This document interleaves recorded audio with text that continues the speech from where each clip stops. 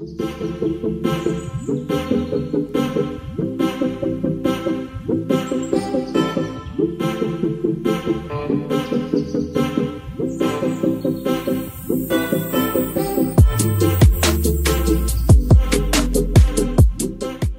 আমাদের destination big Buddha, কিন্তু এসেই মনটা খারাপ হয়ে গেল এটা জেনে যে বিগ বুদ্ধার সামনে যাওয়া যাবে না। এই যে সাইড থেকে আপনাদেরকে দেখাচ্ছি ভিডিওটা, কারণ বিগ বুদ্ধাতে লাস্ট প্রায় 1 বছর ধরে রিনোভেশনের কাজ চলছে, সে কারণে বিগ বুদ্ধাকে ঠিক সামনে থেকে যে ভেতরে যাওয়ার যে রাস্তা সেটা বন্ধ করা আছে, নইলে একেবারে ওপর পর্যন্ত যাওয়া যেত বিগ বুদ্ধার কাছাকাছি।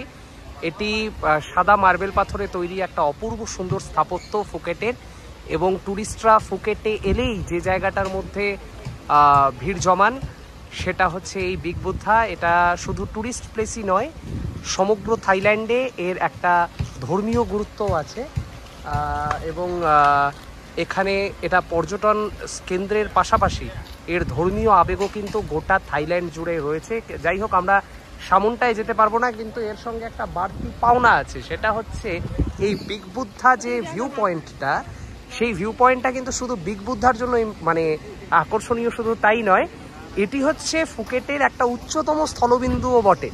এবং সে কারণে যে ঘটনাটা হয়েছে সেটা হচ্ছে যে এখান থেকে কিন্তু বহু দূর পর্যন্ত আমরা যে বিচগুলো রয়েছে সেই বিচগুলোকে আমরা উপভোগ করতে পারবো। আমি যাচ্ছি ক্লোজ নেওয়ার জন্য, এখানে নামার সাথে সাথে গাইড আমাদেরকে সতর্ক করলেন যে খুব সাবধান থাকবে বানরদের থেকে, কারণ এরা কিন্তু হঠাৎ করে হাতে খাবারের কিছু দেখলেই এরা অ্যাটাক করে দেয়।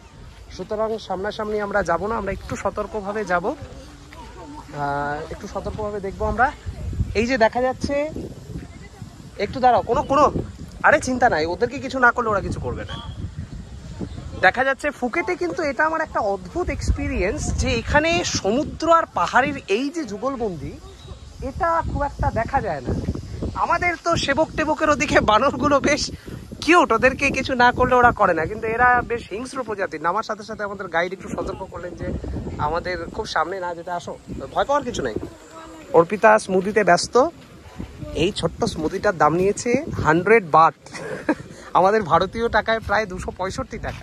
দেখুন কি সুন্দর, আমরা সামনে যাব, অপূর্ব সুন্দর আন্দামান সি, এবং সত্যি প্রকৃতির ভগবানের এক অদ্ভুত ক্রিয়েশন, কি বলবো, যে একই সাথে সমুদ্র এবং পাহাড়ের এই যে সংমিশ্রণ, এটা কিন্তু সব জায়গায় দেখা যায় না। আমাদের দেশে সমুদ্র, এবং এটা মানে সমুদ্রের জায়গায় সাধারণত আমরা সমতল দেখে অভ্যস্ত, কিন্তু এখানে যখনই ঘুরে বেড়াচ্ছি ফুকেটের চারপাশটা জুড়ে, কখনো নিচে আছি একেবারে সমুদ্র তলের কাছাকাছি, আবার কখনো হঠাৎ করে রাস্তা উঠে যাচ্ছে ওপর দিকে। এখন বিগ বুদ্ধা এটা কিন্তু ফুকেটের, যেমনটা আগেই বললাম, উচ্চতম স্থলবিন্দু, তো এখান থেকে একেবারে গোটা শহরটাকে অনেক দূর থেকে দেখা যায়, এবং সেই কারণে এই ভিউ পয়েন্টটা সমস্ত ট্যুরিস্টদের একটা খুব কি বলবো, ভীষণ অ্যাট্রাকশনের একটা জায়গা। আমি একটু ঘুরিয়ে দেখাবো।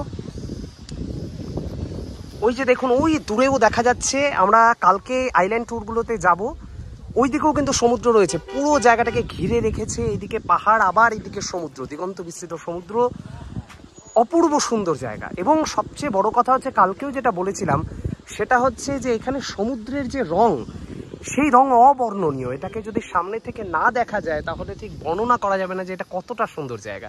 যাই হোক, আমাদেরকে সময় খুবই কম দেওয়া হয়েছে, মাত্র 15 মিনিট আমরা এখানে স্টে করব হয়তো, তো আমরা একটু নিজেদের ফটো সেশন করে নিই। তার জন্য আপনাদের সবার থেকে এখন এইবারের মতন একটু ছুটি নিচ্ছি, আবার নতুন ভিউ পয়েন্টে দেখা হবে।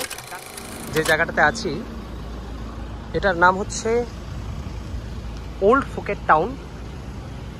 দেখেই বোঝা যাচ্ছে যে বিল্ডিংসগুলোর কালার একটু অন্যরকম, এর একটা ঐতিহাসিক গুরুত্ব আছে। আসলে আগে দেখে নিই বিল্ডিংগুলোকে, একটু দেখাই ঘুরে ঘুরে।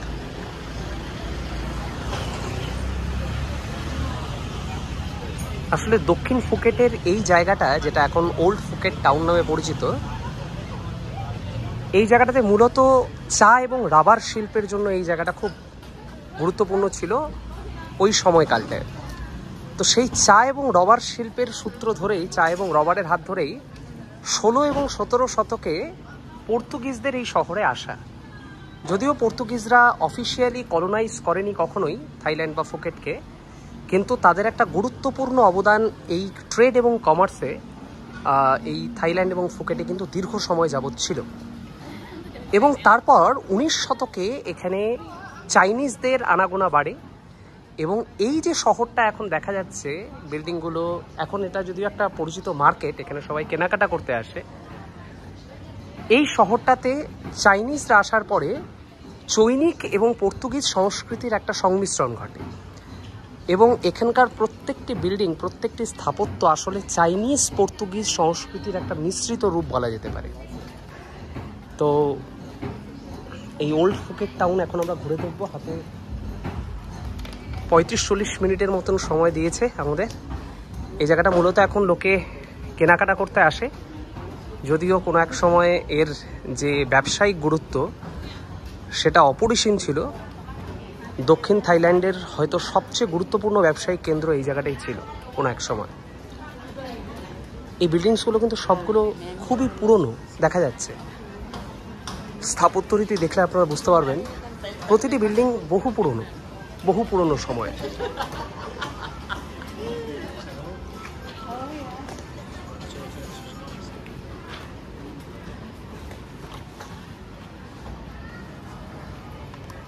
দারুণ জিনিস।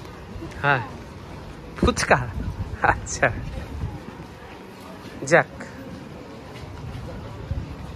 ফুকেটে আসার পরে কাল মোমোর দর্শন পেয়েছিলাম, যদিও সেই মোমো অদ্ভুত দর্শন ছিল। আচ্ছা, অমৃতসরের, সেই জন্যই এটা হচ্ছে ফুচকার দর্শন পাওয়া গেল। ওরা এটাকে গোলগাপ্পা বলে বোধহয়, তাই নাকি? ওদের ওই দিকটাতে গোলগাপ্পা বলে। Amritsar Indian restaurant.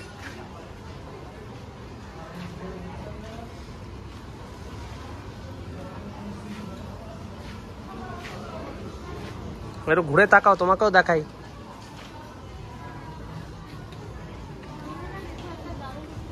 হ্যাঁ,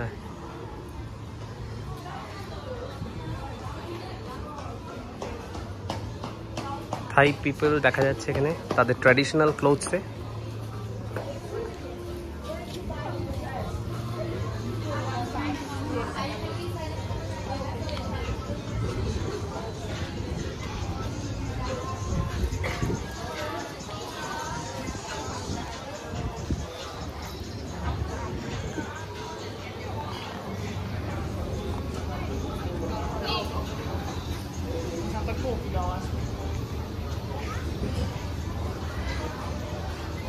বিল্ডিং এর দেওয়াল জুড়ে ফুল, শুধু অপূর্ব সুন্দর।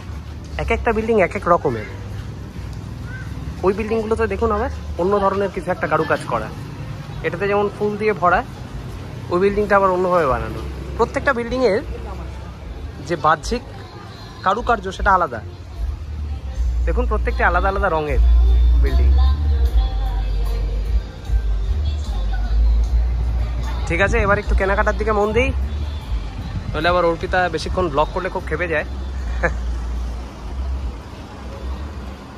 টাটা সবাইকে, আবার দেখি পরে যদি আসা যায়।